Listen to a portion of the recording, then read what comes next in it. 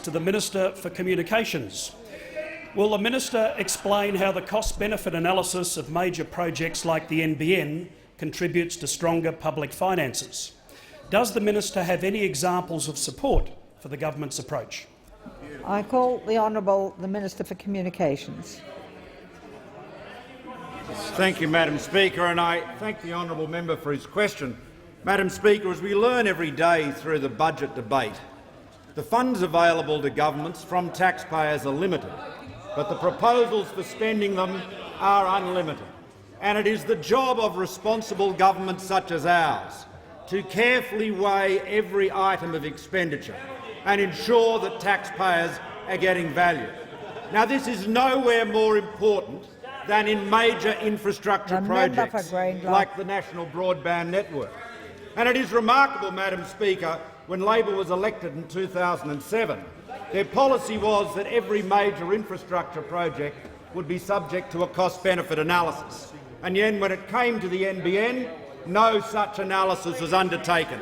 Indeed, the former Minister for Communications, Senator Conroy, said at the time, rejecting the need for any such analysis, preferring the analysis of a beer coaster, he said, "We don't need any more studies, any more cost-benefit analyses to know that this is an infrastructure investment this country is crying out for." Stephen Colbert would be proud of that. That's truthiness if you've ever seen it.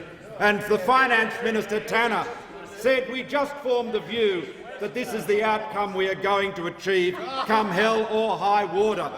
Well, Madam Speaker, we're used to the member for Fraser every now and then breaking out of the re-education camp and coming forth with some common sense. And we know that he supports cost-benefit analyses, which of course is the government's commitment. Every infrastructure project over $100 million will be subject to a cost-benefit analysis. But who would have imagined that we would see shortly a conversion worthy of Paul on the road to Damascus, Constantine at the Milvian Bridge, Shorten at the Hoang Hau Vietnamese restaurant? An extraordinary conversion, an amazing conversion, because, Madam Speaker, as I was getting to sleep reading the Senate notice paper the other night, I noticed amendments proposed by those opposite to the Infrastructure Australia Amendment Bill. Astonishingly, the amendment requires Infrastructure Australia to undertake and publish a formal cost-benefit analysis.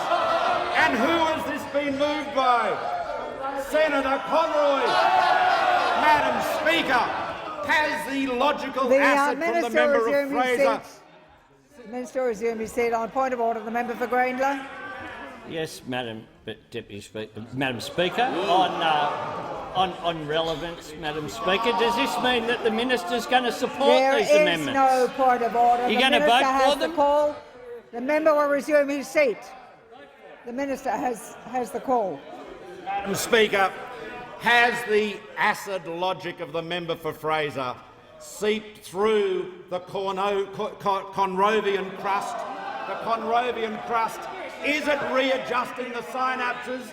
Are we going to see a flash of light from the senator? Member's time is